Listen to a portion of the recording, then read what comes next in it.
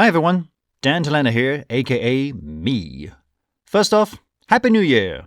Secondly, welcome to our review of Genesis's fantastically underrated album that is Trespass. Now, before we begin, it turns out that due to our overexcitement discussing this album, I guess, this session ended up becoming way longer than we expected. We never thought talking about 6 songs plus less than a handful of B-sides, oh, and the drum bit, and even editing out all the bloopers and unnecessary bits, that we would still reach over 2.5 hours of recording. So we decided to split this episode into 2. And due to our discussion over the B-sides plus the drum bit at the end, as we wanted to keep each half at a reasonably even length, this first part will conclude not at the end of side 1 as you would expect, but at the end of our talk over Stagnation. And don't fret, the concluding part of this album review will be out same time next week. So depending on when you're listening to this, chances are it may already be there. Meanwhile, we thank you for your understanding in advance. So, whether you believe this to be the first Genesis album or second Genesis album, enjoy the first half of our review that is Trespass.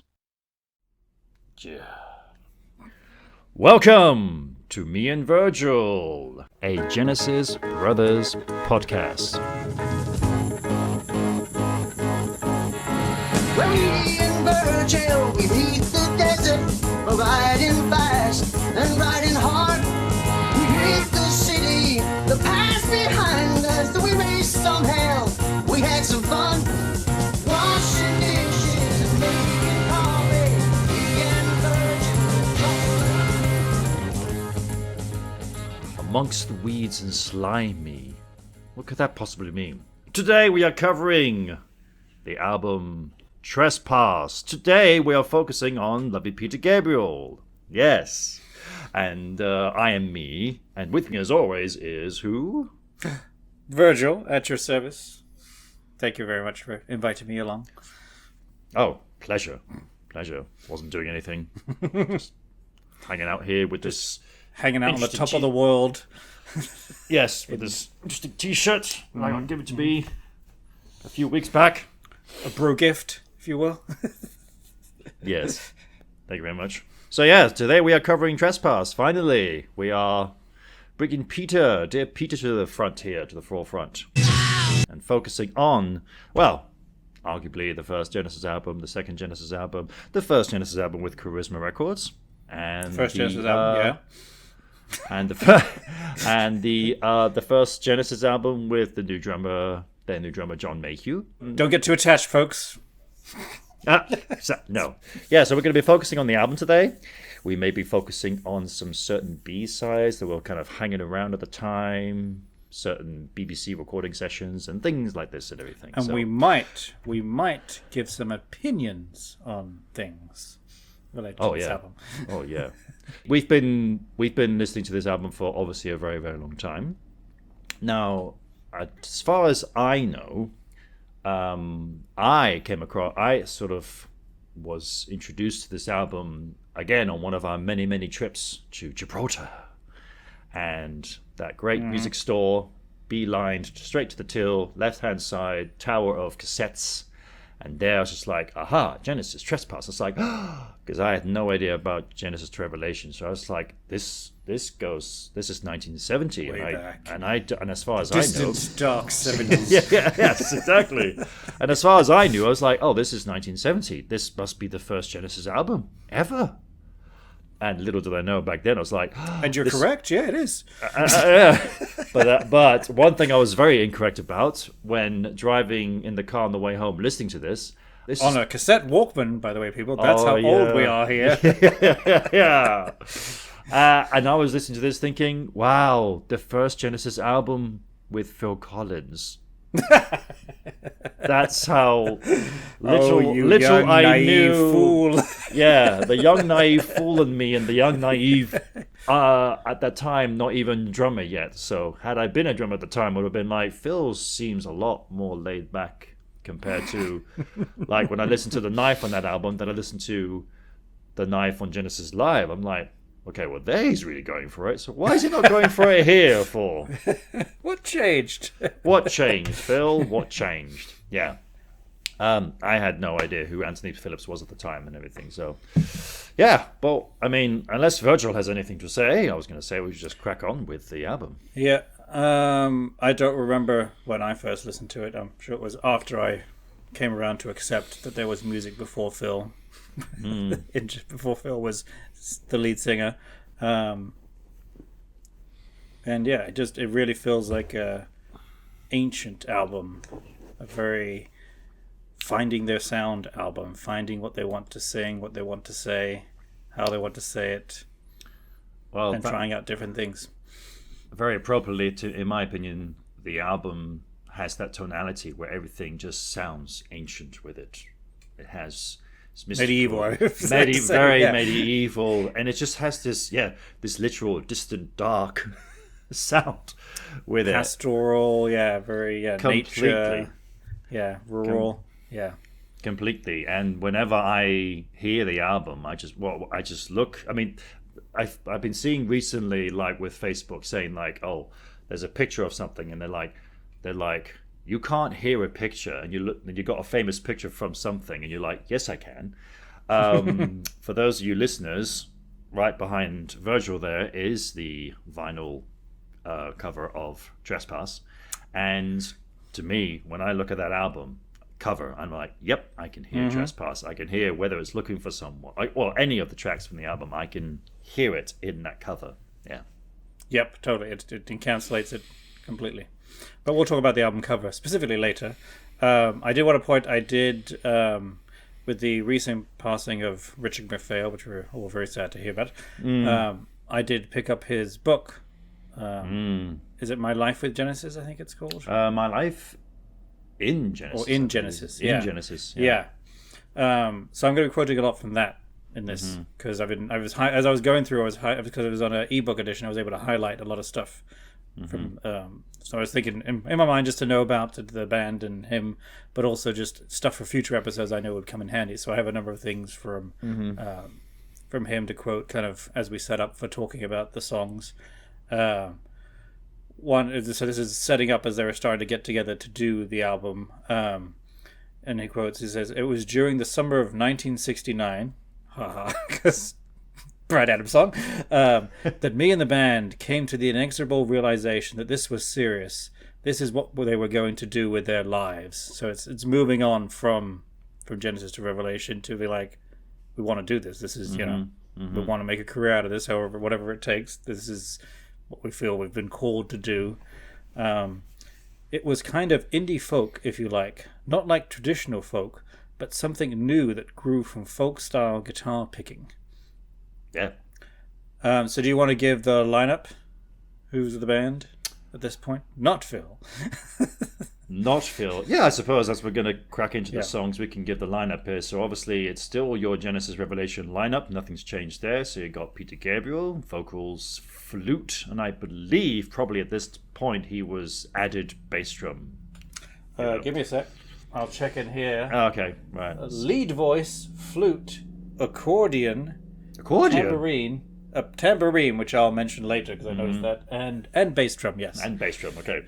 Accordion, right. Oh, I'm intrigued with that. What song that was in? I have no idea. And then, of course, you got good old Tony, who plays numerous different kinds of keyboards and stuff. So we listed as Anthony Banks on this. Oh, he's still Anthony Banks. Okay, so I'm guessing. So he's got piano, organ, anything else? Mellotron, guitar, and some backing vocals, of course. Guitar and some backing vocals. So they did use the Mellotron on this album then. But they didn't own it yet then. I don't think so. They hadn't gotten it from King Crimson because it was Steve Hackett's idea. Yeah, exactly. It wouldn't enter their lives for another at least year. Right. Okay. So then you got Michael Rutherford. I'm presuming he was still called Michael Rutherford back then. Yes. So bass, obviously, and I believe he was also under 12-string guitars, handling that stuff as well. Definitely. Yep. Electric bass, nylon, cello. Oh, that's right. And also some BVs as well, apparently. Yes. So he was also in the backing vocals. I love how back in those days they referred to the bass as the electric bass. That's so yes. cute, especially coming from the double. Especially coming from these guys. Yeah. And of course, not forgetting the almighty Anthony Phillips as well. So he's on electric guitar, I'm presuming.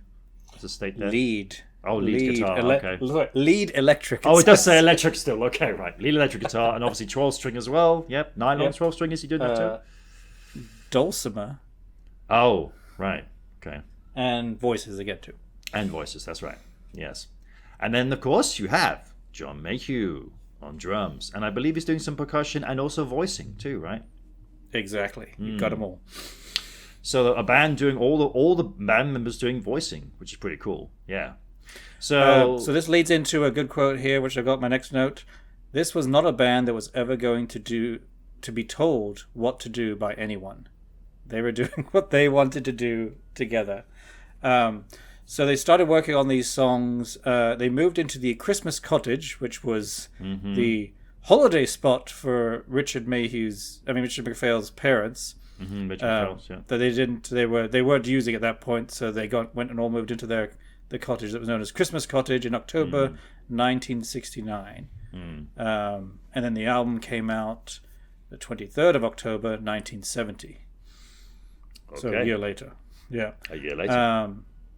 Tony said, we were really just beginning to learn how to be a band. I really like this thing that, we all know Tony's a god, but hearing this from Richard here really put it in perspective. Tony's skill as a keyboard player and arranger, he was classically trained, and like Guitar George in Sultans of Swing by Dire Straits, he knew all the chords. Steve Hackett would later describe him as the chord king. He knew a lot about harmony, how it functions in a song, and when someone would suggest going from this phrase to that one, he would think for a while, play his keyboard, and figure out how to link them together. He's the glue, right?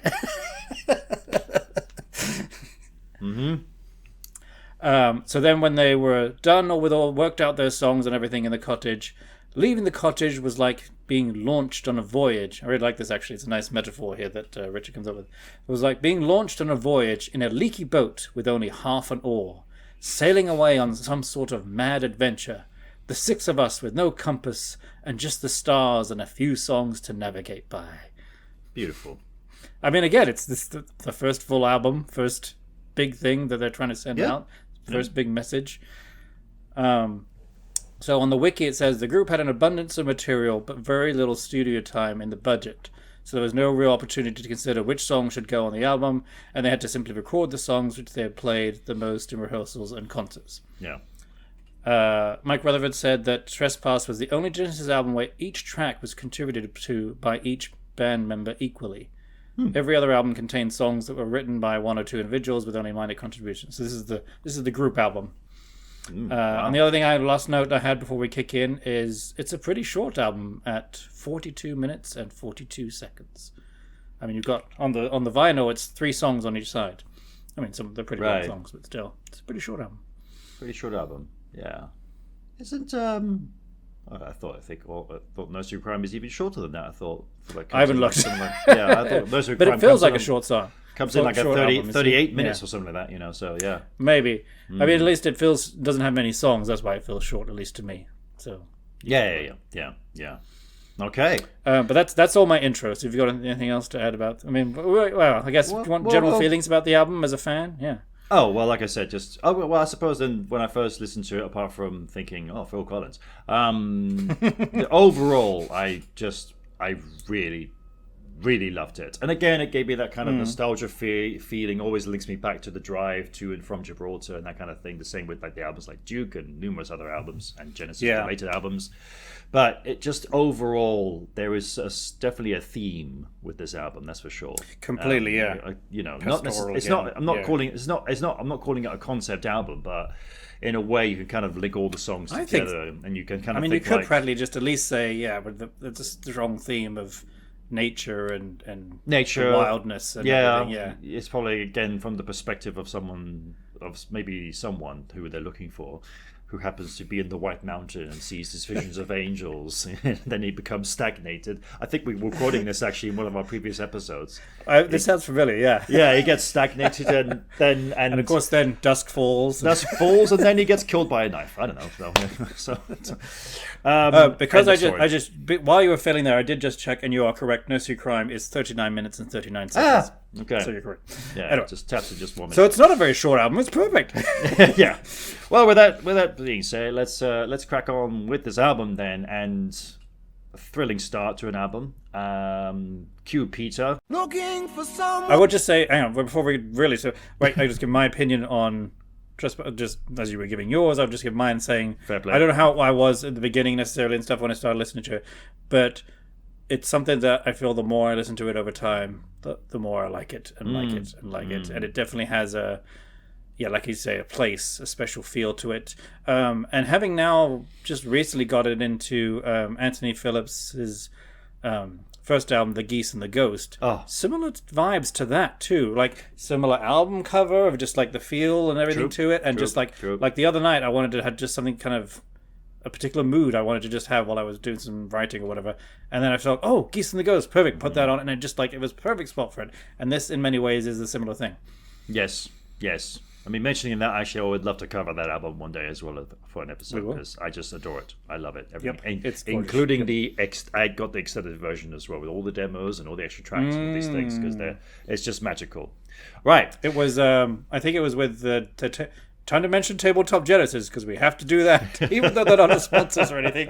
But I think that's when I first came across the album, was when they did an episode on it, and I was like, wow. And then, of course, bonus Phil songs. But we'll get to that in a future We will episode. get to that in the future, yeah. All right, well, let's kick off with Looking for someone. I guess I'm doing that. Trying to find a memory in a dark room. Dirty man, you're looking like a Buddha. I know you well. Yeah. Keep on a straight line.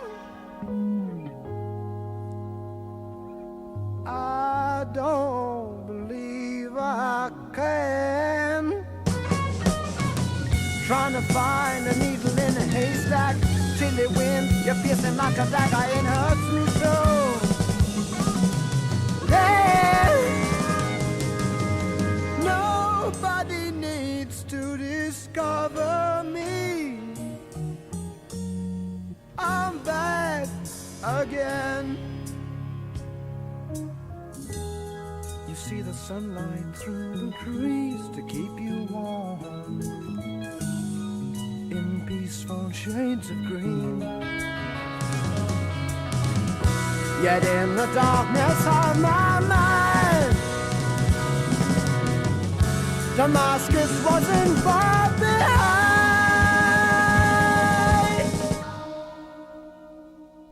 Thrilling start, this one. I mean, what a way to start an album by just some guys screaming at you saying, looking for someone.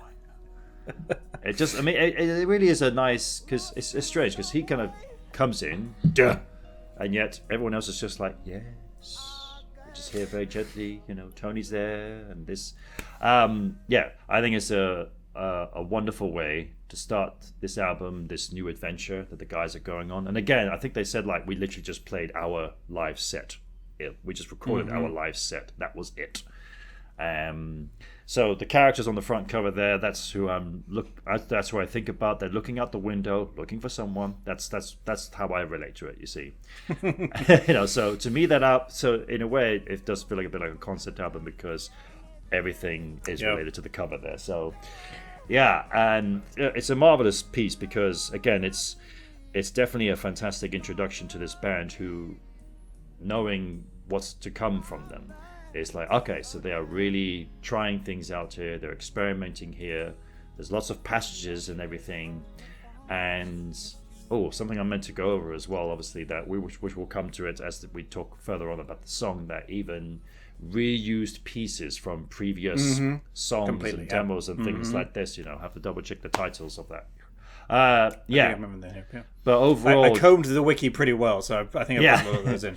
But overall, it's just like I said, it's just a wonderful way to kick off the album. And there's no other place for it on the album. It has to be the first track on this album. And I liked how I think it's the history documentary, where they said, when time went on, they got rid of their old manager who had screwed them I think because they hadn't kept all the receipts and everything, so they kind of lost out on the what's it called, the Revenue- write-offs revenues. with that. Yeah, so eventually got Tony Smith in, but as they were kind of thinking of where to find Tony Smith and everything, then you heard this song in the background, and it's like, how appropriate. Looking for someone. Tony Smith promoted the band's first major tour in 1973. He uncovered the extent of their financial and technical disarray. So in a way, I kind of relate the song to Tony Smith as well, because eventually he's like, he's out there somewhere. Don't worry, fellas. He will come. Hey, wait! If you call him, he will come. Yes. But yeah, I love it. I love everything about it. I still love it to this day. I think it's wonderful. Everyone's addition to the song is just perfect. There's no overplay or anything like this. I love Anthony's guitar work. Because again, it's the first time we're hearing Anthony on lead electric guitar. It's such a level up from Genesis to Revelation in so many ways. It's kind of hard to determine who the heck was playing. Well, we knew Mike was on bass on Revelation, so that made Anthony Phillips the lead guitar player, but he was just the lead guitar player who was just playing rhythm acoustic guitar all the time on the album. Right. But it shows just in those whatever it's few handful of years it's been, and then they're getting live shows and doing stuff, but also working together as a band, how over a few years they've improved so much and come so far, in such a short time as well. Yeah, because I think it'd been probably, I'm not too sure how long it'd been until they stepped into the studio to record this album, how long they had been on the road for and playing live. Yeah. I want to say maybe a year, if that. Yeah, it wasn't long. And it's, again, not a ridiculous amount of gigs, a lot of small venues and small things and stuff like that. I mean, the story, I don't know if I have it in here, of how they kind of got this record deal is that it was some other band that really loved them and told the head at Charisma Records saying, you need to hear them. And so they had some gig at some bar, and the only people that showed up were the guys from Charisma Records. But they heard them and they said, yes, you're right. And they signed them to this album, to do this album. And that would be the wonderful late Tony Stratton Smith, of Charisma. So the quote I got from here is, idiosyncratic enough to set them apart from the herd within seconds. I mean, it just, like you said, it just grabs you right away. Yeah. I was trying to find this. Paul Stump wrote in 1997, I don't know who he is, that there is the barefaced presence of a riff from I Am the Walrus. I'm not sure whether... I'm just checking to see if you know. I don't know it. I don't see it, but okay. The perfect Genesis song showcases Peter Gabriel's incredible range and variety. Oh, this is my notes. I was still quoting. But wait, this is my notes from last night. Yes, from my 15th time listening to the album this week. As we know, this is my number 5 top 5 Genesis songs. That's right. Though that may have changed now, but at least it got in there. I mean, I always feel this is the perfect... especially for early Genesis, if you're like, you want an introduction to Genesis, early Genesis prog, play this song. True. It's got everything in it. You've true. got Peter Gabriel's incredible range and singing ability that just blows you away. Tony's playing, he's has a fantastic solo in it. The way he does, I was really noticing he has piano and organ going at the same time, and the way those pair together is just wonderful. It reminded me a bit of Musical Box, where it feels like they had about 3 or 4 pieces and they joined them all together to make this longer song with Looking for Someone, because it does changes and stuff like that. The drumming is in your face. There's the nice background vocals of like a choral sound almost, like a chorus thing. It's really nice. And then it ends with that at the end, which is really nice and stuff too. It was almost like being taken on a journey, sort of thing. Yeah. Oh, it massively, completely all about that. It's a massive journey song where you can see just this person, traveler, what you want to call them, just setting off, and all the different changes and everything is what he's going through. Things they face along the way. Exactly. Whether it's conflicts, whether it's with good things, obstacles, bad, people, animals. Weather, who knows? So who knows what happens at the end.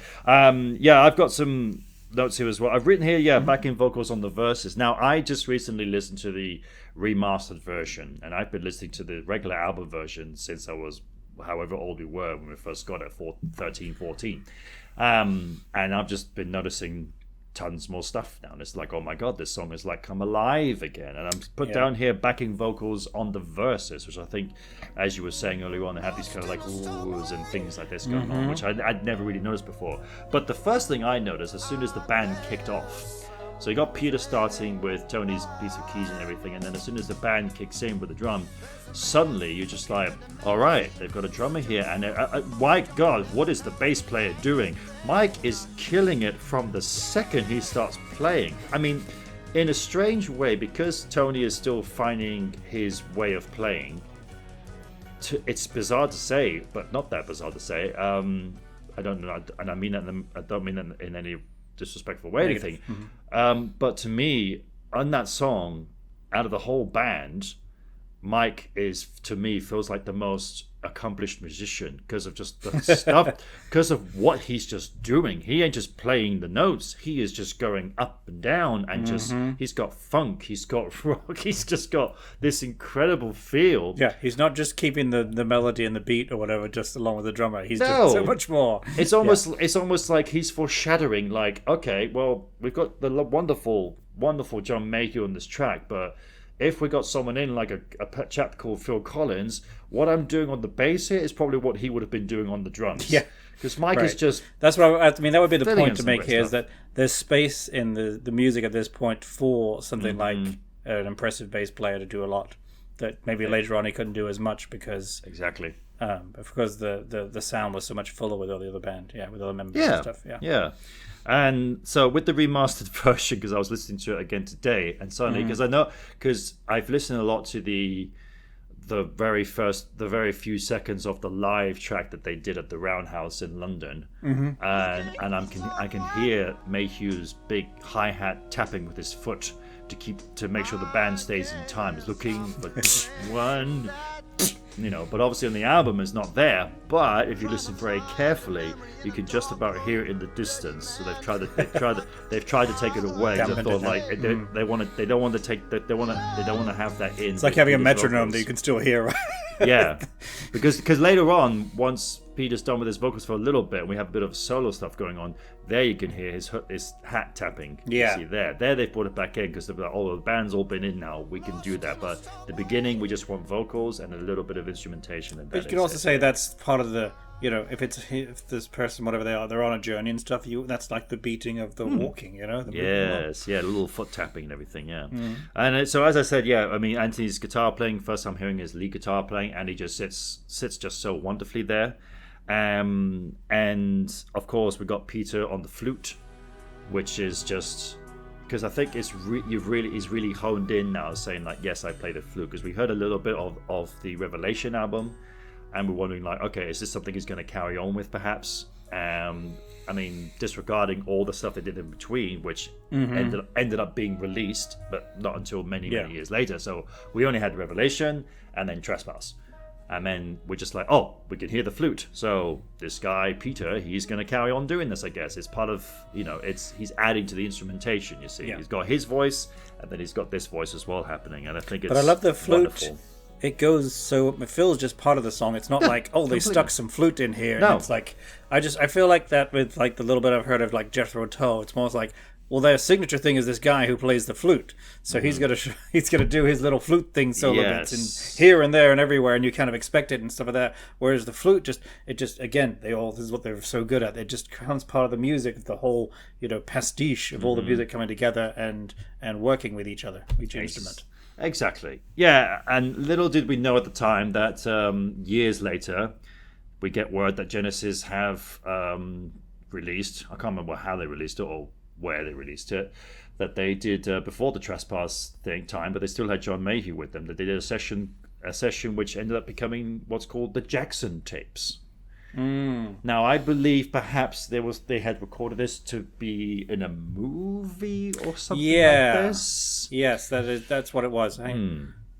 And basically, it was just all these one-worded songs. I mean, they almost sound like jam sessions in some way, don't they? But they were long pieces that we're going to use for a soundtrack type thing. They were, and some say they were demos and everything, but to me they sounded kind of like completed. I mean, they were live performances as well. They were actual live performances. So I mean, in a lot of ways, they feel like bridge pieces between from Genesis Revelation to Yes. Trespass and starting the album stuff of like, here's a bunch of stuff, ideas we've got in our head that we're just throwing out there, and this is what we're going to use to pull from. That's future true. albums. Yeah. So I'll quickly just go through them. So the first one was called Provocation, which ended up becoming, they used the main riff for that with Fountain of Salmacis. Then you had Frustration, which ended up becoming Anyway, which they put into the Lamb. Then you had a thing called Manipulation, which you'll hear it the second you hear it. It's the musical box opening riff. Now, as far as I remember, did Anthony Phillips get, just going off subject here quickly, did Anthony Phillips get actually writing credit for that on the album? No, I don't think he did, but I remember reading about that and how it was his thing that he came up with, and then they used it. Yeah. Okay. And then Resignation they have here. I don't think it's... And we'll link all these in the show notes. Yes, we shall. They're all on YouTube So, and stuff, yeah. according to this, it's not linked to anything in particular, but they said it's not far from certain sections of Stagnation. Right. So... I do have a note. It's further on when we talk about Stagnation, because you mentioned it.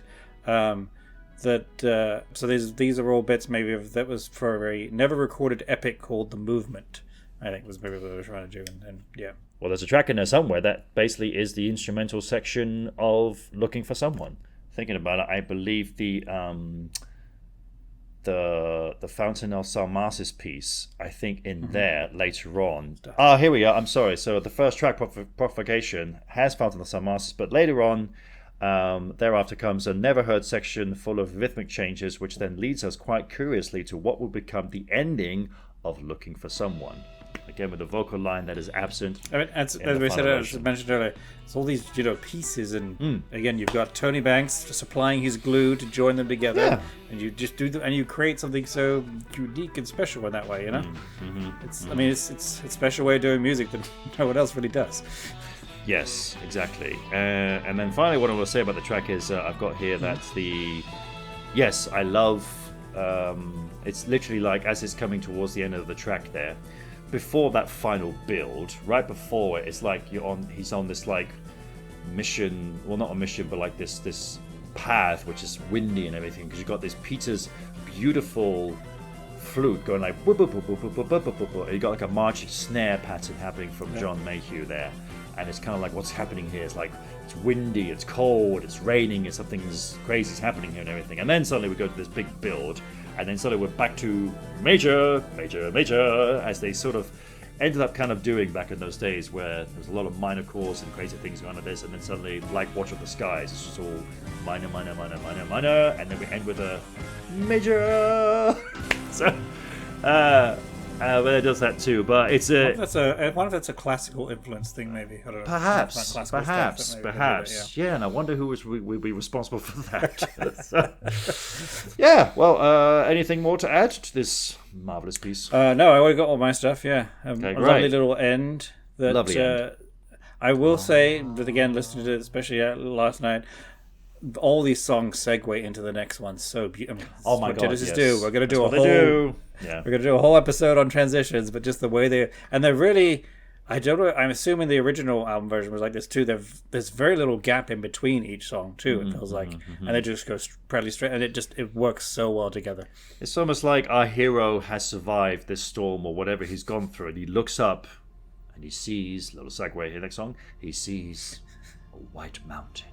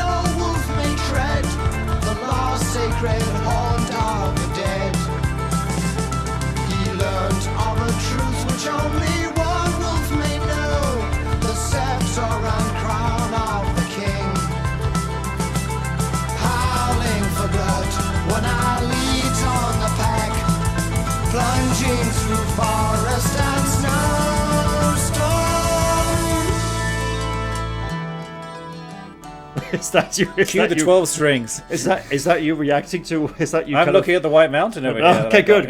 I wasn't sure. Like, I'm acting here, acting my heart out. yeah, cue the 12 string. Yeah. Yes. But then there's like this little. Is that the so-called mellotron? Then that's kind of beginning the song with that little string instrument. Could that possibly be the mellotron there? I don't know. No, I think it's all 12 strings. I know it starts yeah. clicking, but there's this tone that begins. Oh, okay. It probably was the mellotron, because the mellotron is the thing where you have a kind of classical string sound, whatever, and it's filling up this extra stuff. So anyway, White Mountain, and as you say, brilliant segue. It's almost like you can kind of crossfade those two into each other, fading away with those R's in someone, and then going with this. You could say also this is just one giant piece of music in some ways that keeps going. Yeah. And then we've got we've got the classic Anthony Phillips, Mike, 12-string brothers in. The quote I've got here from Wiki is originated with a 12-string guitar theme composed by Rutherford and Phillips, for which Phillips has cited Mary Hopkins' rendition of "Those Were the Days" as a likely influence. Oh, well, as in those were the days, my friends, until That's end. the one I don't know if there's that one or not. Okay. Sorry, people, if we're completely wrong here. please. Well, this is off the wiki, but it's that particular song. Yeah. Please feel free to correct us, whether it's in the YouTube comments or just write to us. I don't know. We're just not that king old, you see. They can't be that king old, really. No. Nicely done. So White Mountain. Thoughts? This was something I learned last night listening to it on the vinyl. Because I was listening to it, I followed along this time with the lyrics, which I haven't really done before. Because I've been singing most of them correctly. A few lines here and there that I've thought with this and they're actually weren't and stuff. Especially in these early albums where they have a lot of weird nature stuff that you're like, what are you talking about here? And it's weird sciencey nature botanical things and whatever. But so Banks wrote the lyrics to this one. And as I was listening to it, I was like, they're singing about wolves. I wonder if it's anything to do with White Fang. And I'm like, wait, he says Fang is a character here. And there's One Eye too. And I haven't read the book, but I happen to be pretty sure there's, and I was like, quick little Google, I was like, yep. Yeah. It's literally a kind of story off of White Fang, which we've had that before with them, where they're interested in certain books and stories and things that they like to write songs from them, Who was the author? Now that you've said it, I'm blanking on it. For some reason, I wanted to say Thomas Wolfe, but I think it's just because there's a wolf involved. No, it's not. All right. Yeah. Again, people, feel free to shout I know at it, us. but it was gone when you asked me. Yeah. You keep talking. Hey, Mike. Mike. Who's the author of Jack Please, London. mate? That's it. Jack London. Mainly because he's also a local guy. I mean, he used to live where I live now in Sonoma County. He used to have a house here and everything, and he's a very local guy. Now, I know that obviously, us wonderful fanatical Genesis fans, we got almost like a little present when, little did we know, the future of the band when Peter left. That suddenly was like, no, they're back. Phil's on vocals and Bill Bruford's on drums. It's like, holy crap, amazing. And then it's like, and now we're just gonna say we're back and we want to thank you for your devotion by sticking with us. Here's our version of White Mountain. And so they trigger the tail tour, first tour for Phil, Dear Phil on vocals, and they do a White Mountain. But as Phil was as most of us should know, as Phil was so freaking nervous in those days, more than anything about what he was going to say to the audience, it's like, hey, why don't you guys say something? Steve, why don't you say something? Mike, why don't you say something? And it was always Mike who introduced this song. Well, it would make sense with, Mike or Tony, since you guys were actually there, none of us, the rest of us weren't. Why don't you say something about it? Also, good point. Yeah, it would be kind of weird to Steve to introduce about a song that he had nothing to do with. I mean, really, they should have had Tony do it. Hey, Tony, since you wrote the bloody song, why don't you talk a little bit about it? Yeah. Well, no, it was also, that's the other thing. It was Mike and Anthony who wrote it, didn't they? So right, but he did the lyrics, just so you know what it's about. Oh, we did. Oh, we did. Yeah. Oh. Yeah. Oh, I didn't know that. That's what I have noted here. Yeah, so that's why it's they come up with the music stuff with it, but he did the lyrics. I mean, they might have helped a bit on it, but he did the lyrics, which is like. Is that on Wikipedia that states that? Yeah, I think. Yeah. So and if I'm correct, did Peter do "Looking for Someone" lyrics? Or was that between Peter and Tony? That I didn't have on here. Oh, okay. I feel like it was either Peter or Peter and Tony. So, I mean, Tony's been in every song, right? So chances are, if you say Tony, he would just you're be at least like, 25%, right? before you even get the entire answer. It's like, Tony, did you? Yeah, I did. Yeah. And no, you can't. Don't change it. So yeah, Mike did introduce it, but he kind of created like a strange scenario where a person or wolf picks up a record and says, "Oh, look, it's Trespass," Okay. whatever, something like this. I don't know. So harking back to Peter's weird stories there. Yes.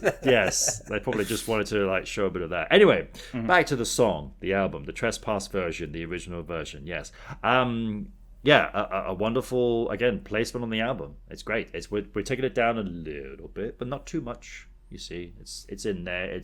And I say compare it, and just quickly jumping back to the live version that they did between Phil and Bill Bruford and also Steve Hackett. I do prefer the album version because I think they tried to change it a little bit too much, and I'm kind of missing the absolute fantastic drumming from John Mayhew on this. I'm missing that because the choruses on the Trick of the Tail tour, there's not really any drumming going on. Bill Bruford's just doing some sort of orchestral just smashes and thuds, and dish, and things like this. And Phil's playing tambour. You know, he's kind of covering the rhythm. Yeah. Playing tambourine. And I'm kind of missing that. You see. I still think it was an odd choice for them to do that particular an odd one choice, too. Just right? like, okay, yeah. I think just because back in those days, Phil could reach those notes, so he was like, "This is how high I can sing." As you were saying, I mean, a big part of it is the backing vocals and having that kind of choir sound to it that makes it's part of the whole mood of the song. Yeah, but listening to the remastered version, I can obviously hear more of John.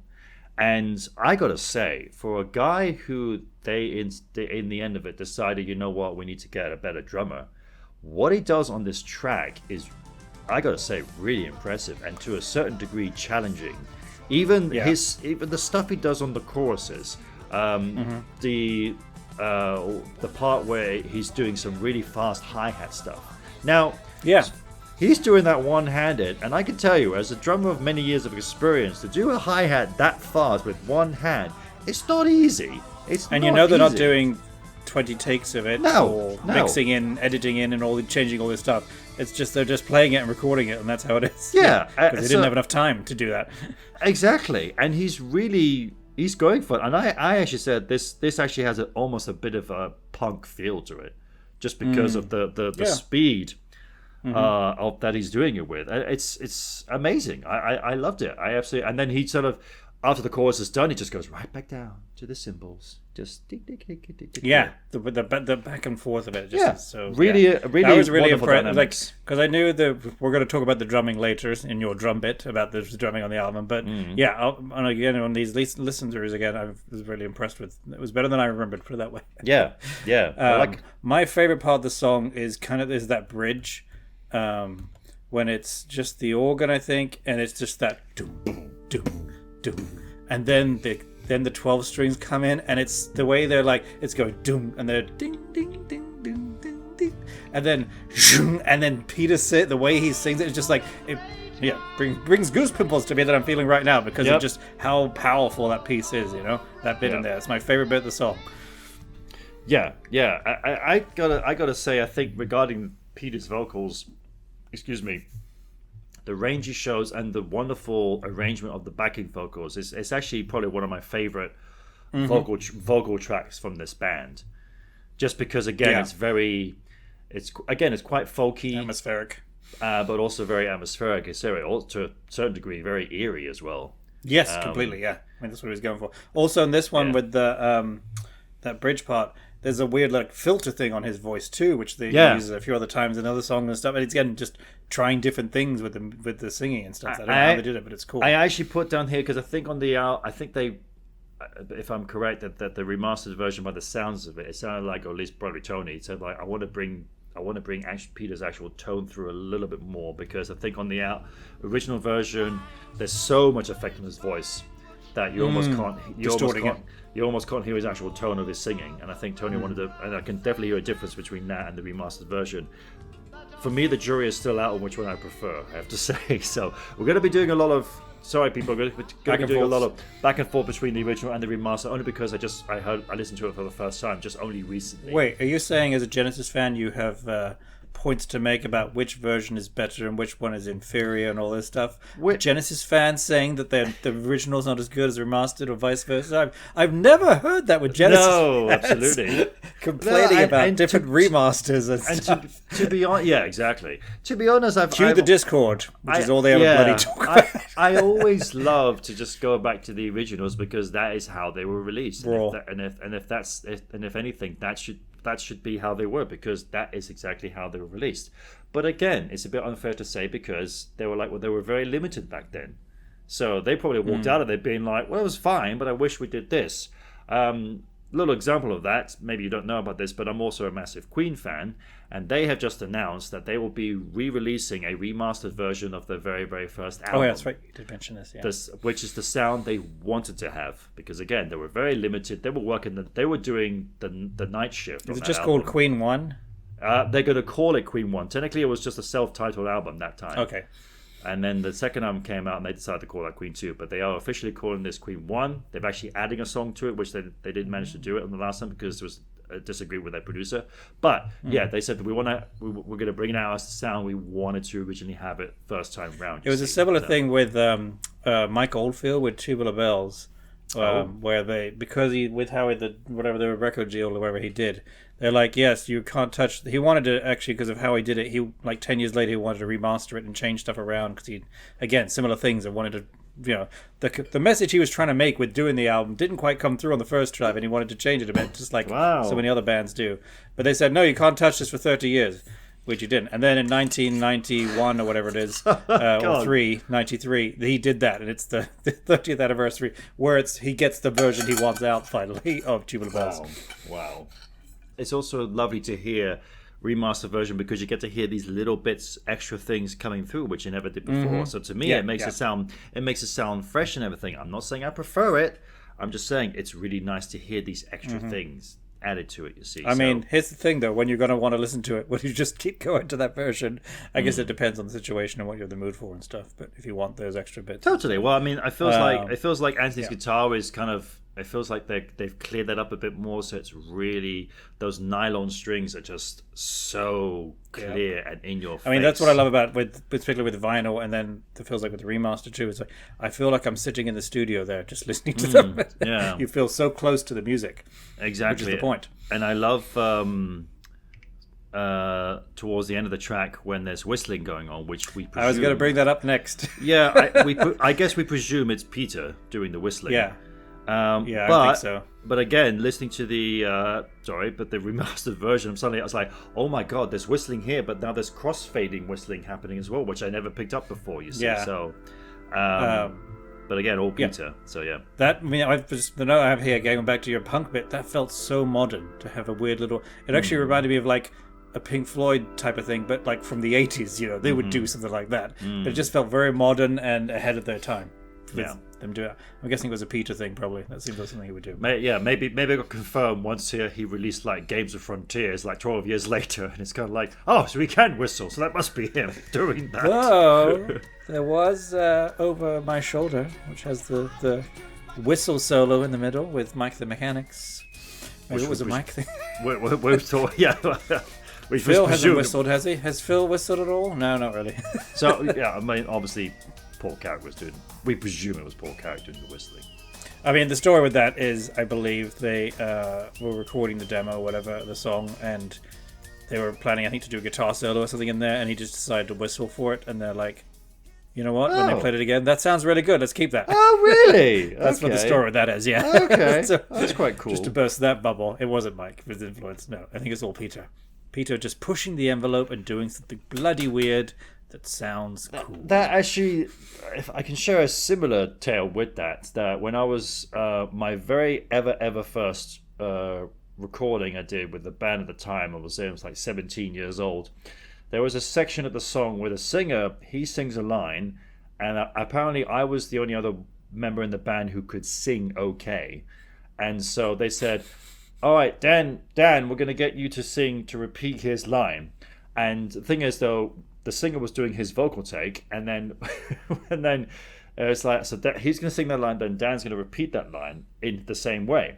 But then as he started doing it, we all just kind of started being like, oh, this is where you sing the line. So we all just started singing it, but not really singing it. We just went like, standing on the edge of the world. And after about 4 or 5 times doing this, we all started going, this sounds really cool like this way. Oh, I know. Okay, so it's with, was it Sphere at that point? No, it was still called, well, technically it was the old band Liar, but we had become the Arts on paper then. I don't know. The Arts, that's what it was. Okay, yeah. But I remember that song, Standing on the Edge of the World. Yeah, the singer was singing. And it has kind of like a...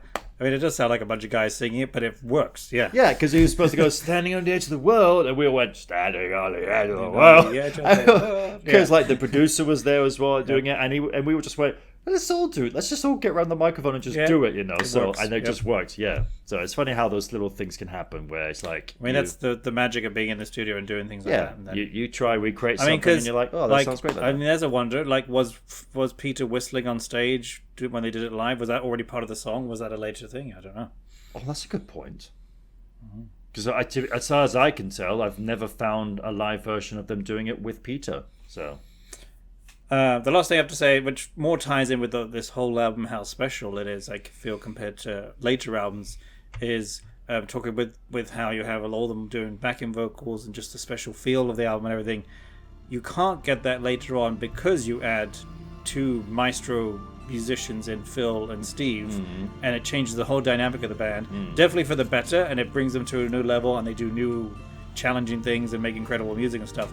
But you can no longer do this special feel. I feel this pastoral, choiry feel that you would never be able to return to. Having Tony sing so much, because now he won't do it, because Phil can do just as good of a job, and we'll make him do that more. And it's almost sad in some ways of like, well, you can't have that anymore because it's gone now, and you'll never get it again.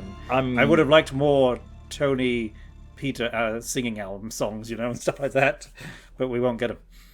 Oh, and also probably with Ant leaving too. Just that was I was literally going to address that. I've got here also in my White Mountain notes saying like how I just love the guitar work from Anthony. Your White Mountain of notes. Yes. I just wrote here saying I would have loved to have heard what they would have done after this had Anthony stayed. I'm presuming we would have something along the lines that would have come from Geese and the Ghosts, you know, something like that along the lines. I just want something that can take me through a parallel dimension, because I want both. I want the great music that Genesis did do and with the new members, but I also want that tangent one with Ant staying and with Ant staying and possibly not having Phil and Steve and just seeing what the music was like and stuff too, you know. I think maybe John Mayhew, he could have developed more as a drummer. He might have got some lessons from, you know, a jazz drummer or something like this that would have just opened him up more. from this cheeky chap from London, you know, the Artful Dodger, and then or like in a third dimension that you do have Phil and Steve, but Anthony's still in the band, you know, he has like a third guitar player, so who's just always on the nylon strings, the 12 strings or whatever, and swap with Mike or whatever. So I don't know. Yeah, it just would have been really nice, because it is a very sad fate of what happened to him. Those of you who don't know, he sadly just started to just develop stage fright, sadly. I suddenly started getting hit by stage fright. It was weird. I mean, and I was playing the chords and I suddenly thought, what the hell comes next? And my mind just went completely blank. I just couldn't think. And you sort of go onto autopilot, and I got through it, but it really scared me. It really scared me a lot. And this went on for months. I never actually did lose it, but well, in the end, I physically cracked. I got bronchial pneumonia. It just felt, I don't know. I think I'd sort of lost it really. My heart had gone out of it really. I wasn't going through the big terrors anymore, but I suppose the dream had gone somehow in a way. With this album became bigger and doing more and more gigs. I think up to that point they hadn't been doing too much. And again, it probably wasn't, as I said, it was probably a handful of people to bar. It wasn't quite the same as all of a sudden they're playing a bigger venue and it's packed or something like that, you know? Yeah, I mean, I might be wrong, but maybe it was even at the Roundhouse or whatever it was that he was thinking, what the heck comes next? He just really just got that feeling. And he wasn't ready for that. Yeah, so I was just going over the section here on Wikipedia just to double check if there are any other lyrics mentioned here, but nothing. But the Aftermath was referring to Anthony Phillips and his departure. And it says here that the 9th of July, they were performing a concert in Kingston Polytechnic. And it was there that he began to suffer from what was called an out-of-body experience. I think Richard does talk about it. Yeah, confided in Mike about that too. And then he actually says announced to the whole band at the end of their show at Haywards Heath, 18th of July, that he would be leaving. So 9 days later, yeah. So actually, I never realized they actually announced it to the band before going on stage, or whenever it was, but before playing a concert, saying like, "I'm leaving." Which other member of Genesis did that to them, and not just in the middle of a concert, but in the middle of in the middle of a tour. Peter took a page out of that book, didn't he? Yeah, in the middle of a tour. So he could see the writing on the wall, and he's like, "I'm not part of it. I don't want to be part of that. I can't." Yeah. Take it. Yeah. So and this was the closest to Genesis ever breaking up, because Anthony was just such a core driving member. He was huge, and you really hear in this album what an important piece he is.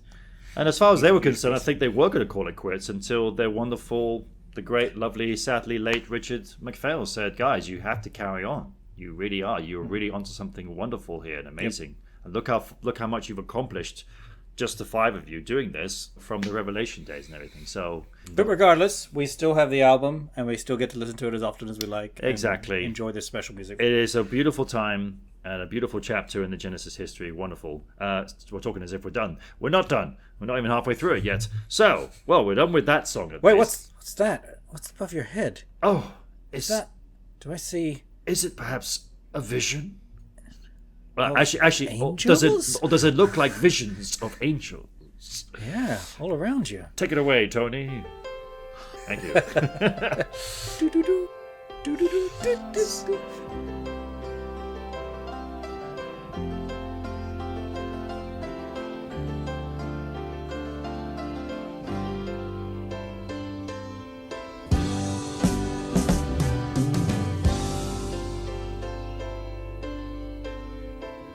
Standing in a forest, gazing at the sun, looking at the trees, but there's not even one.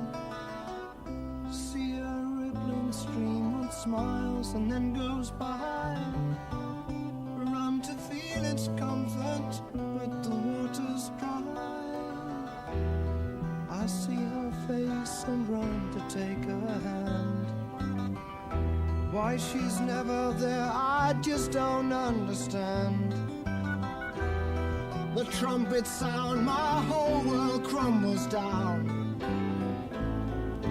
Visions of angels all around, dogs in the sky,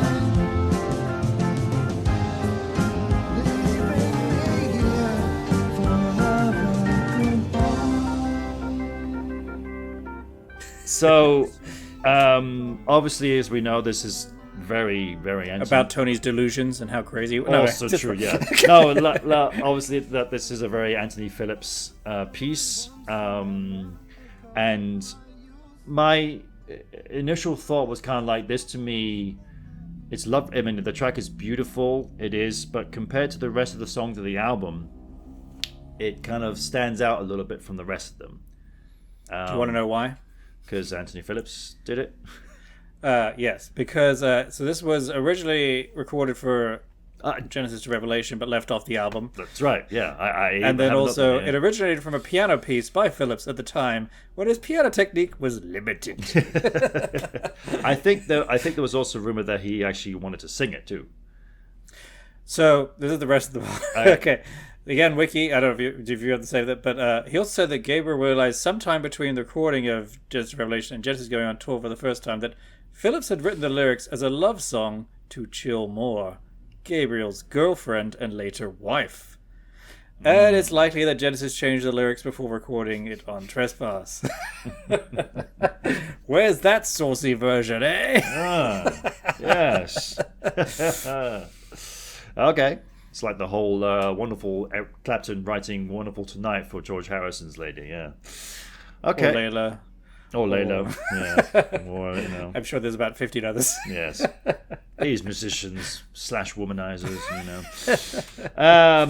But anyway, it's still a very beautiful song. Please do not think, people, that I am just in the song or being negative about it in any way. I'm just saying it does stand out a lot compared to the other songs. But of course, Simpler, you might say. Yeah, I guess. Yeah, because it just instantly, to me, it definitely is the most poppiest song on the album. Very pop. It has a piano riff, you know, a great catchy riff, and then it has a verse, and it has a chorus. Because again, a very appropriate being like, oh, it was written for Revelation, the album which everyone just thought like, oh, it's a Christian band. Let's just dump it in the religious that's section. probably why they kept it off, right? Yeah. We're going too far and here. We've got here Visions of That's Angels. your opening track. Yeah, we've got the lyrics, Visions of Angels, dancing in the sky, you know. And they hadn't written Apocalypse 9/8 yet. No. Yeah.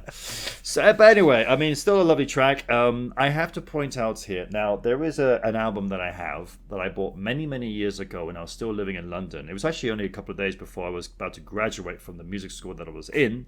I don't know if you remember this, but I was in a music shop somewhere and I was looking around the CDs and everything, and of course I just went to the Genesis section as I normally did. As you do in every music shop. God, I missed that. Yes. I noticed a CD there called The Fox Lies Down. And I was like, what is this? That does sound familiar. Turns out it is a tribute album to Genesis. That's right. Yeah. Yeah. And all these different bands playing Genesis music. Now, there actually are very familiar names on the album. Sadly, it's gone from my head. Anyway, one of the tracks was Visions of Angels.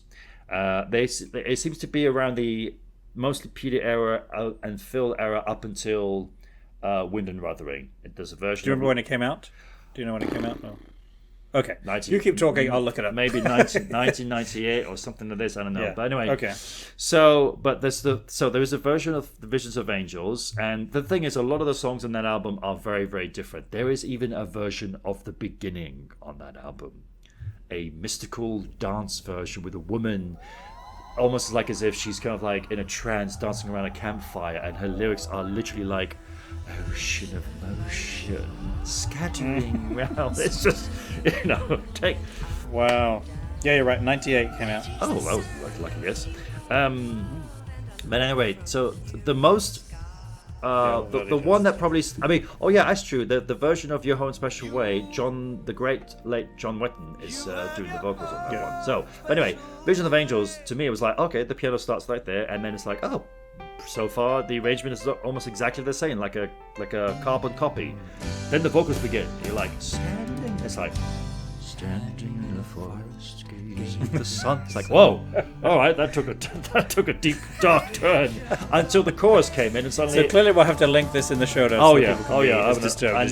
And no doubt by now, with my editing skills, you've heard a little glimpse of it already. Right. So, okay. yeah. You're probably playing it right now. Yeah. Yeah. When the first chorus comes in, he goes up and then he stays up. So yeah. Okay. Then he goes.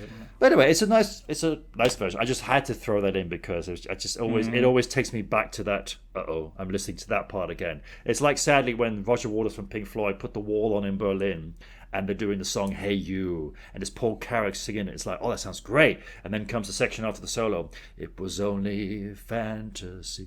It was only fantasy. Yeah. And sadly, he just ruined the song for me. And all my older Pink Floyd friends, just like, we can't hear that. You love Paul Carrack. Yeah. But still. And we can't hear that now without hearing that part, So, yeah. And those of you At least he didn't whistle. And those of you who don't know, like, I've been in the States the last 2 months touring with the Australian Pink Floyd, and we all agree we can't hear that song without listening to Paul Carrack, sadly. So anyway, so back to Visions of Angels. I had where did it go? A nice soothing opening after the heaviness of the first two opening songs. It was a nice little change, I thought. Yeah. No. It doesn't. Gabriel's doing that weird little filter on his voice again. The drumming it's nothing super fancy, but it really works for the song. It feels like, as you said, it's kind of a pop song. Yeah, and I have to say, actually, the fill, the opening, the drum fill that John Mayhew does, it's a very traditional rock fill, which is quite rare for that time, being 1970. I mean, but it really works for the song and just feels very natural. And it's that fill. I mean, you hear even today, very common fill in songs and everything. So, but listening to the remastered version, I'm suddenly hearing like more piano stuff happening on the instrumental sections, for example. And to me, I'm like, excuse me, to me, it's like it sheds a whole new light. I have to share with us today. So I was listening to Visions and Angels today, the remastered version, and the the part when it says like, I see her face and run to take her hair. Now, as far as I knew, it was just the organ, a bit of piano, doom. But then suddenly on the plane, because we just arrived in a place called St. John's in Canada today for tomorrow. It's literally the last show of the tour. We're on a plane. We had to fly from on Halifax, top of the world, as I said earlier. On top of the world, yes. Way up. So if you look at Canada, and then you go all the way over to the right as far as you can, and you go up as far as you can while people are still around. That's where it is. Tiniest place up there, yeah. Again, I'll probably have a spot there or there where in this video here just to show you. So, but and suddenly I'm noticing I see her face and run to take her hair. There's little bits of drums from John. I'm like, wait a minute, what the devil? And the singer in the band, one of the co-lead singer, Chris Barnes, he is also the biggest Genesis fans.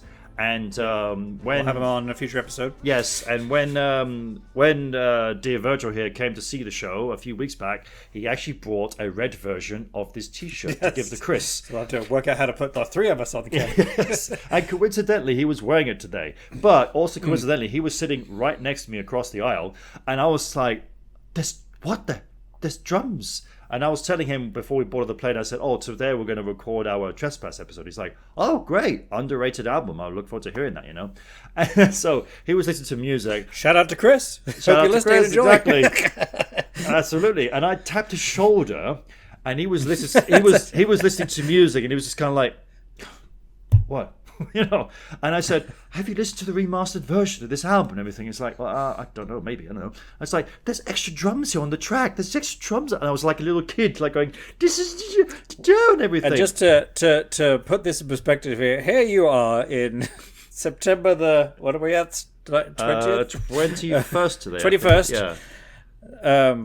It's Stephen King's birthday. Oh, happy birthday, Stephen King. But yes, here you are, it's September 21st. 2024, getting excited about an album this group of basically kids recorded in 1970.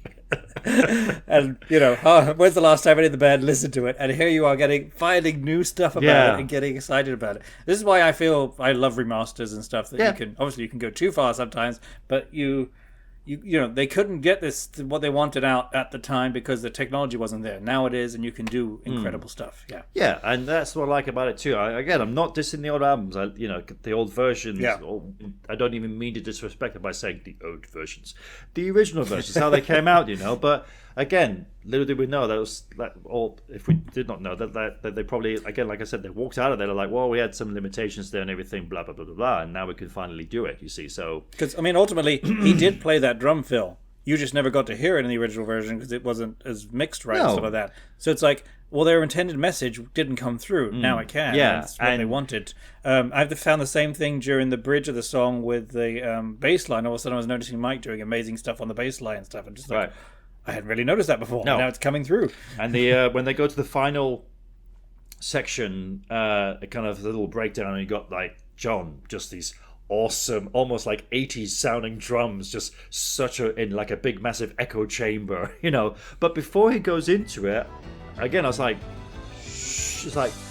Little pieces here and there. It's like he does a cymbal roll going into it. I've never heard that before. The point is they supposedly told him everything to do, but even if they were telling him everything to do, Peter did a smashing job of telling him what to do because they sound fantastic. It sounds wonderful, and then they kept that reverb on those drums for the rest of the track.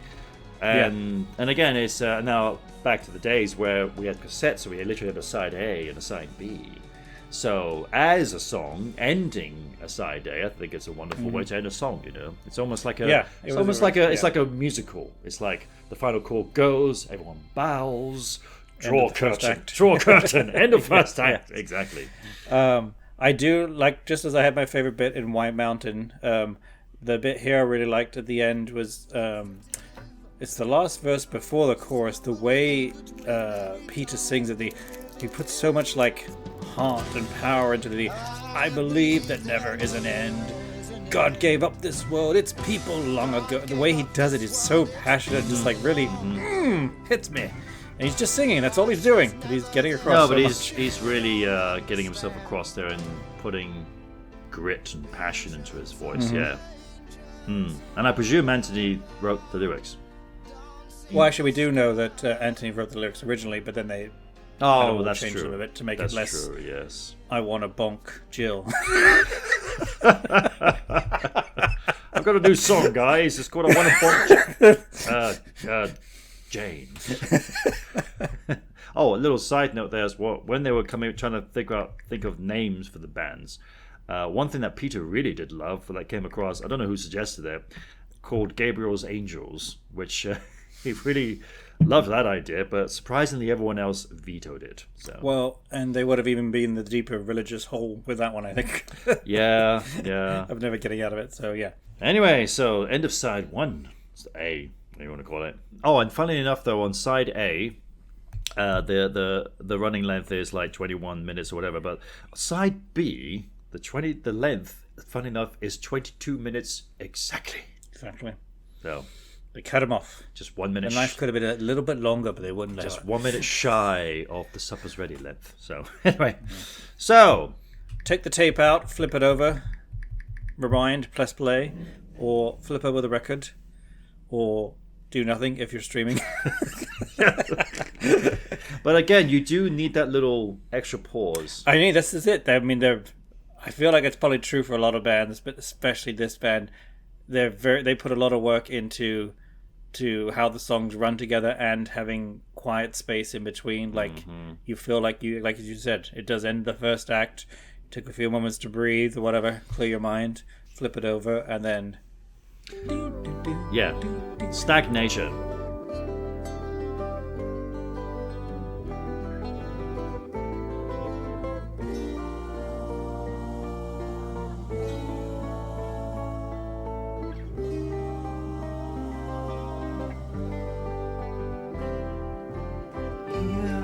Today, the red sky tells his tale, but the only listening eyes are mine. There is peace amongst the hills, and the night will cover all my pride. Blessed are they whose smile from bodies free seems to me like any other crowd, who are waiting to be saved.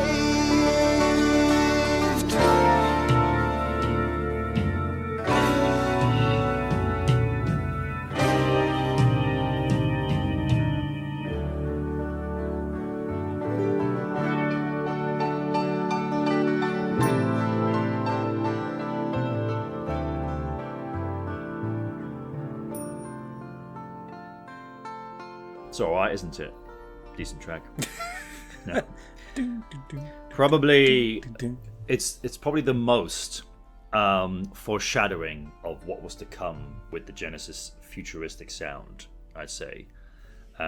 Pushing that envelope, yeah. Yeah, massively. And again, this is a fantastic one that it has a journey about it. And I think also when Phil and Steve were in the band, or maybe when they were just a four-piece and Phil was in the band, but this was always, they would begin the sets with like, they would begin the sets with like acoustic That's numbers. how they begin the set? Excuse me? No, they would begin the sets with like acoustic ones. I think they would kick off with things like Harlequin or just like very acoustic-y, folky songs. Stagnation was the one then actually featured like Phil being on the drums and going for it, because I think he was always just at the front with Peter, singing the microphone or whatever, and Happy the Man and just tunes like that, which is no drums. But apparently that little, which I didn't notice until years later, just like maybe a year, when they did Happy the Man, a B-side from their Nursery Crime album, that there's this like what's it called, at the end of the chorus, it's like, man, how's the end of the chorus go? Like, Happy the Man. Doesn't know much. Yeah, it's like, red, yeah, red. And then there's this like big like slide down on the Yes. bass. But Yeah, it sounded like a bass drum thing, right? Phil would recreate that sound by being up on stage with Peter. Because it's on the offbeat, I think, too, isn't Yeah, it? but Phil would recreate that by being on the mic with Peter at the front there, and he would Pump it. literally he would hit the mic stand with the stick. That's what it sounds like, because it's so physical. Yeah, and so maybe it is that on the record. I don't know, but that's what he does. He just whacks the mic stand. You think, ooh, goodness me! It's like, okay, Dangerous stuff. don't let the promoter see that. Do you want to try it right now? Yeah, Well, hit your mic there, see what to happens? be honest, I actually just accidentally just hit the mic with my thumb, with my finger. So I do have. Yeah, now let me see the thing exploding. Yeah, now they've got this huge piece thing, this, on the sound, the wave, sound wave, this huge thump on there. Oh, he's gone. Well, great. I guess I'm doing this myself now. That's what happens. So just like Genesis, all the band members leaving. That's what happened when you hit a mic stand. Not very nice. the person disappears. Oh, he's back. How about just a second? Hang on. Now he's gone again. It's like Phil coming back and leaving and coming back. Oh, there it is. Okay. Oh, yeah. Right. So, I mean, obviously, I'm not going It's to hit. convenient. You have one of those. Where'd you get that from? I'm not sure. So the Suka's got about 100 of them. So I'm going to recreate the ending of Happy the, not the ending of the choruses of a Happy the Man here. It's like, yo, yeah, yo, man. Did you I didn't hear a thing. Oh, there we go. Did you hit it? I did hit it. Okay. All right. I just checked my recording I've level. got one too. I checked So my we're gonna recording. have 4 minutes here of us just hitting mics and showing. I got my recording level here, and it's like, Yep. so that's the way. So I just said the sound wave is Anyway, exploding. so that's that. Stagnation. that's Should we get back to that? Oh, fine. Anyway, yeah. It's this is the arguable track, saying which is the best track of the album. It's like, oh, this one, or the knife. No, this one, the knife. I don't know, can't decide. So This one, I feel, I do remember my history had to grow on me, okay. but now it's like part of my body. To go even further, I love it now, and it's fantastic. And again, I was lying on this very couch right here earlier on today, listening to the remastered version, and that's when I first noticed the Mellotron as well, because I just got up and was like, where's these strings coming from? And then it's like, is Tony have a Mellotron on this song? Is there a Mellotron? And I'm hearing all these extra instrumentations going on this track, and it just had a new lease of life for me. I loved the track before. I love it even more now as well. And Apparently the quote I got here is Rutherford later recalled there were about 10 acoustic guitars part of the Stagnation, but they cancelled each other out in the final mix. So it doesn't sound all like right, fair enough. It's when I was listening to music, even from an early age, we had Michael Jackson's Bad album at the time. I remember listening to it at our grandmother's house. And I could never understand what Michael Jackson was saying, ever. Ever. So lyrics to me weren't... funk. He was just saying funk, okay? He wasn't swearing. No, but I could not. I just never paid attention to lyrics in music from a young age, so I always just listened to the music. However, it seems like, and I've written down here, it seems like Peter's voice just seemed to have a hold on me. So when I listened to him singing, I was listening to the lyrics. So the second he starts singing in this song, it's like I just listened to the lyrics. I could hear it. I just got it. Painting a picture. Painting the picture too. But it was just kind of like I would listen. It's like, oh, I don't have a clue what they're saying or what they're saying. Peter Gabriel, Genesis. Oh, absolutely, I know everything he's saying there. So it's just weird. But yeah, it's I love, because also they've added some extra vocal effects and some sounds and things like this. So I have a note here on how he did for the bitter minnows amongst the weeds and slimy water. That's the part where they add the extra little vocal effect there, which sounds a bit... Well, I just wanted to add one note I have here. That has to be the weirdest thing in all of prog. The slimy, because it's just as one line on the lyrics, but it's slimy and then stop and then water. It's like, why did you stop there? How did that happen? You know. But apparently, to do that vocal effect, I got here, is created by having Peter Gabriel sing into a narrow tube with the intent of making it sound like he was underwater. Yeah, they probably It worked. Peter himself was like, well, that's fine. I'll just take the microphone. I'll go under the water. No. We don't have the technology for that yet, Peter. Okay, come back in like 10 years. Look. Okay. It's a toilet roll. Try this. Yeah, exactly. There you go. Try that. Okay, cool. Yeah, it does something in water. Yeah. I did like the ice cold knife has come. I was like, oh, is it a foreshadowing for a later song? That's true. The ice cold knife has come. Yeah, to decorate the day. And then there's a line. Oh, when was it? It was, it's for loving my friend, and then it has "You Are There," and I never caught until listening last night. "You Are There." Anthony Phillips is singing that line that comes in from the side. What? Yep, Really? it's not Peter. Yeah, it just comes. Like he sings this whatever Peter's singing. And each will find a home, and there will still be time for loving my friend. Comes from the side. It's not him. That's Anthony Phillips Caught that singing it? last night. No I'm pretty sure it was way! Anthony Phillips. Oh, I'm Yeah. gonna Well, it listen. wasn't Peter, put it that way, and it wasn't Tony.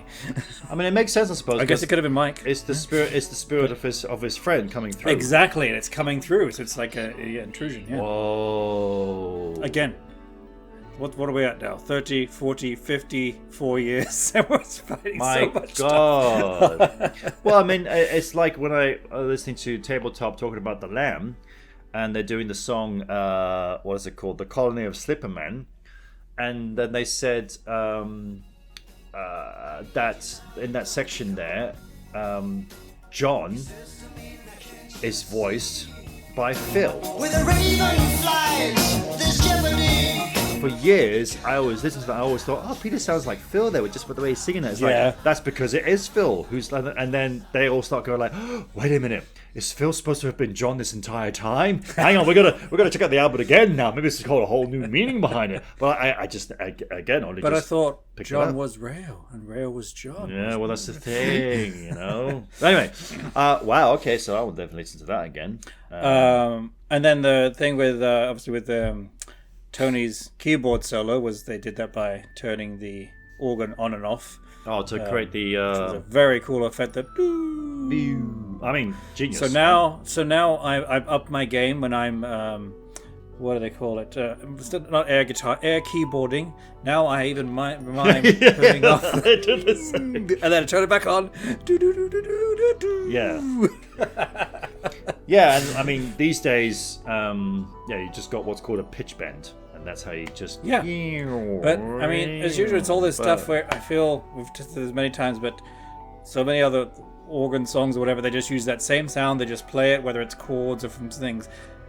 We're pushing the envelope all the time, doing something different, fresh. You know, I mean, he's working with the piano and an organ and a mellotron, and there's not a ton of stuff, but he comes up with all these different ways of doing different things and different sounds and stuff that makes it so fresh and different and unique. And speaking of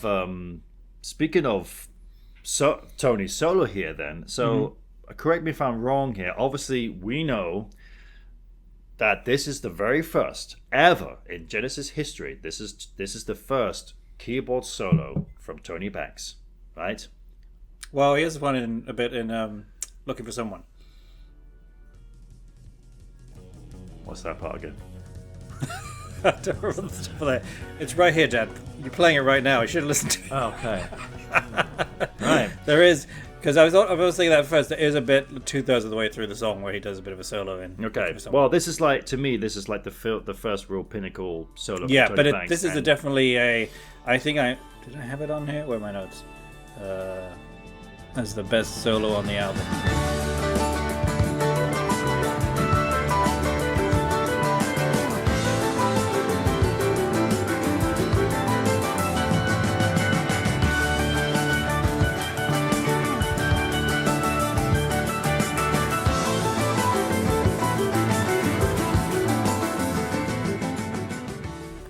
It felt so good. Oh yeah, and it's actually one of my favorite Tony Banks' solos as well. It's the first real time he's like, I'm going to do a solo, but I'm not just going to wail over the organ. I am actually going to write a melody, and do that as a classical musician. And again, would, it's hearing it in the remaster. It's this piano with the organ and stuff too, which it works so well together. Yeah, here we go. Fantastic solo, best on the album. Also, I felt like the song way I described it is almost like it moves along like a river, kind of going through different things, which is kind of funny because it's called stagnation, which is the opposite of movement.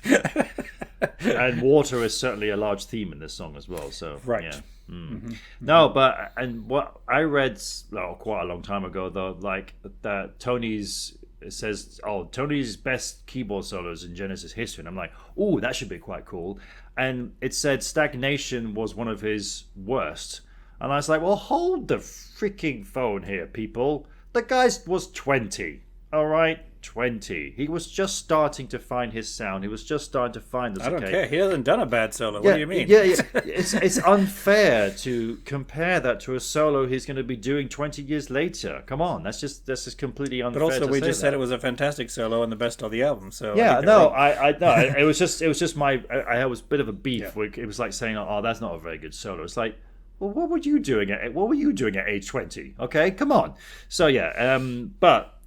But they're also wrong because it is a great solo, and he's doing different things and turning off the keyboard and turning it on and all this stuff. This is why I love Tony Banks as a keyboard player, because just like we can all sing along to Brian May's Bohemian Rhapsody guitar solo, we can all sing that song. I can sing Tony Banks' keyboard solo, any of his keyboard solos. I mean, fair play. Try and sing Ian the Cage solo without getting your tongue twisted. That's quite a tricky one, but this one, it's just so beautiful and a very classical, Seriously, if they ever need when they make the air instrument tribute band of Genesis, where they're just air playing all the instruments, I'm Tony Banks for that one because I can play his solos perfectly on air keyboard. Interesting idea, that actually. Air Genesis, I like it. Yeah. I was going to say could be called On the Air, but then no, In the Air. Ooh, oh my God! I just realised that he's got a song called On the Air. Someone else had a song called. Was it tonight or was it later? Anyway, yeah. So I put here that lyric with the my long lost friend is smiling from above. That's when to that I picked up this these what sound like strings in the distance background, and I'm like, and then it was coming through a lot more, and I was like, wait, is that a mellotron? What is that?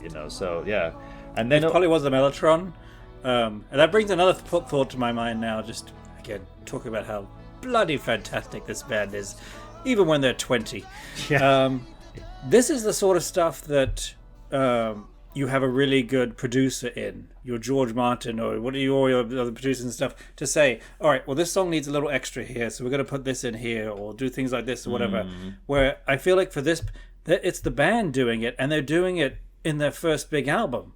This is the sort of stuff you develop later on, and you're learning how to do it. But they're putting all these tons of extra pieces in here because they already know what they want to have as the full song, and it's so advanced for where they're at. Yeah. And just in case you're curious, people, John Anthony was the producer of the album. So, yeah. The well-known John Anthony. Well, I mean, he was the guy also that helped put Phil on the studio session map as well. So. He just got. They called him John Tony actually to make it easy. John Tony Banks. So there was two. So there was two Johns in the studio on that album. It's like John. It's like, do you mean the two Johns looked? Do you mean then the guy? They said Tony. Three Tonys looked. Yeah.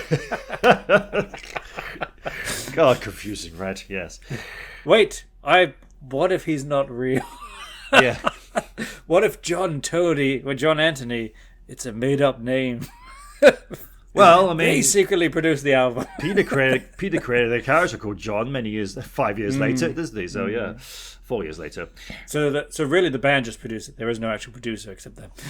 No, John Tony doesn't. That's my exist. Conspiracy theory. John is Rail's future brother, and Anthony. Right. He's sadly Let's move on here departs. before we get too down the weeds. Anyway, two amongst the weeds and slimy. No. So and the lyric here, I will wait, and will I wait forever? There's again for the remastered version. I'm hearing this what sounds like this wang, and I just dulcimer maybe. Ooh, maybe because I put here is that a wah vibe effect on the guitar or something? So maybe it's that. No, it hadn't been invented yet. Maybe it is that. Oh yeah. So going then to the coda, the ending section of the piece, which. I think probably any Genesis fan, whether you know this album or not, if you hear it, you'll be like, hey, I've heard those guys play there at the end of I Know What I Like, and those tours and everything, which of course is what the first time we heard it too. And then we're like, and as far as I knew, I think when that came up on the album, I'm like, hey, wait, that's the part they did at the end of that old medley thingy-majig there. What's that? Okay, cool. So then you heard Seconds Out and you're like, they're doing it again! 20 years before! Yeah, so it's like a wonderful way to call back from, hey, look, here's our first album. Let's pull this little bit. Hey, how's that for Genesis? Let's pull this little bit that we had earlier on and stick it over here in this totally different song and make it work perfectly. Yeah, it was wonderful to hear for the first time, and then the fact that they will still just keep doing it, almost 50 years later, or whatever it was, and I think special, very special. Yeah, and everyone, the whole bloody crowd sings along. I mean, the goosebumpy moment is, they didn't do it for the last Domino tour, that's right, but for the Turn On Again tour still with Chester as the backbone, 2007, and they're doing it on the When in Rome DVD, 500,000 people, whatever number it was, singing along to that moment. Wow. Here's the video. Looks great. Well, I was going to say I could put the video up, but we talked about this before, which I've added the video before as well. So it might be there, it might not. Let's see how it feels. It's over there, Dan. You got to point the wrong way. It's in between us.